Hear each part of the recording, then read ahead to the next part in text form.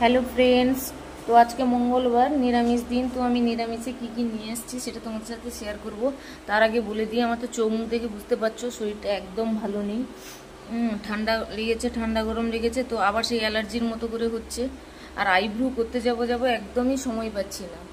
তো চলো বেশি কথা না বলে দেখিয়ে দিই, খিদে পেয়েছে ভীষণ পরিমাণে।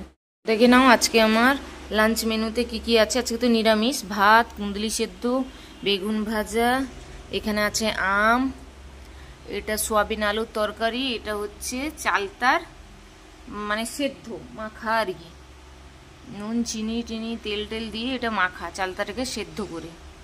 আর এটা সোয়াবিন আলুর ঝোল। নিরামিষ যেহেতু পাতলা করে কোনো কিছু মশলা দিইনি, শুধু একটু ওই জিরে আদা এগুলো একটু মানে ড্রাই মশলা দিয়েছি, আর কিছু না। আর দেখো আম, বেগুন ভাজা, এই যে ভাত। তো চলো আমি খেতে থাকি, ঠিক আছে? তোমরা ভিডিওটা দেখতে থাকো।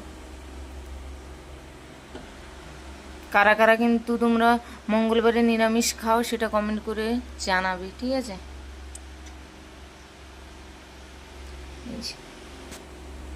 আমি তো মঙ্গলবার খাই, আগে সোমবার খেতাম, এখন মঙ্গলবার খাই।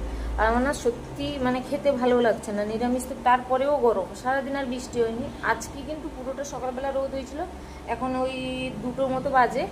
এখন মেঘলা করেছে, কিন্তু মানে চাপা গরম লাগছে, আর বৃষ্টি হচ্ছে না একদম। সত্যি কথা ভীষণ গরম লাগছে। আর কুন্দলি সেদ্ধ তো খেতে আমার তো দারুণ লাগে, কি বলবো। কুন্দলি সেদ্ধ আমার খুব প্রিয়, ভাজা সেদ্ধ সবগুলোই। আর সয়াবিনটা ভালো লাগে না, কিন্তু নিরামিষ দিনে খেতে হবে। আমি কিন্তু সোমবারও নিরামিষ খেয়েছি, মানে গতকাল।